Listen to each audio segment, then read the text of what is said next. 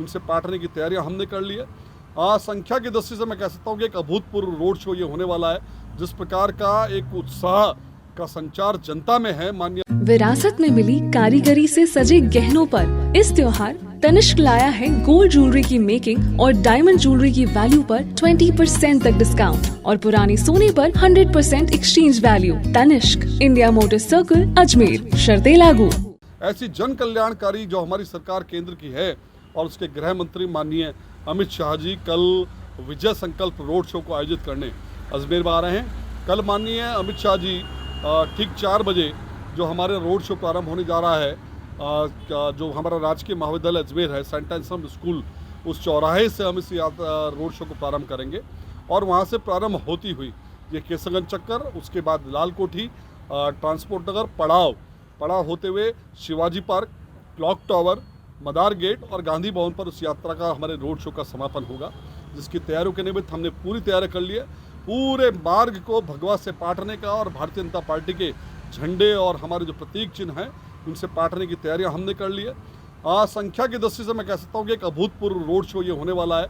जिस प्रकार का एक उत्साह का संचार जनता में है, माननीय अमित शाह जी को लेकर के या हमारी सरकार को लेकर के, तो निश्चित रूप से उसके लिए हमने विभिन्न वार्डों की बैठकें करके विभिन्न समाजों के माध्यम से वहाँ पर उनके स्वागत की भव्य तैयारियाँ की है। और इसके अंदर जैसा ध्यान में आया कि हर समाज आगे होकर के उनके स्वागत के लिए आतुर है, तो एक बड़ी हमने तैयारी की है।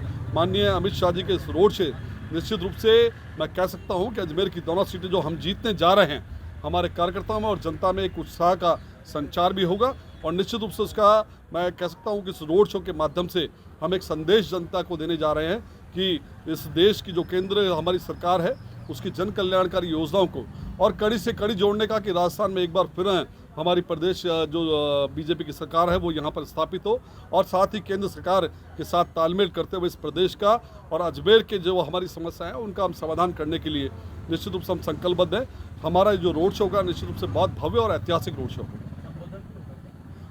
हमने आग्रह किया है माननीय अमित शाह जी रथ पर, जो उनका रथ आएगा उस पर से ही जनता को संबोधित भी करेंगे। इसका रूट चार्ट जैसा मैंने बताया कि सम्राट पृथ्वीराज चौहान महाविद्यालय सेंट एंसम के बाहर से ये हमारी यात्रा रोड शो प्रारंभ होगी।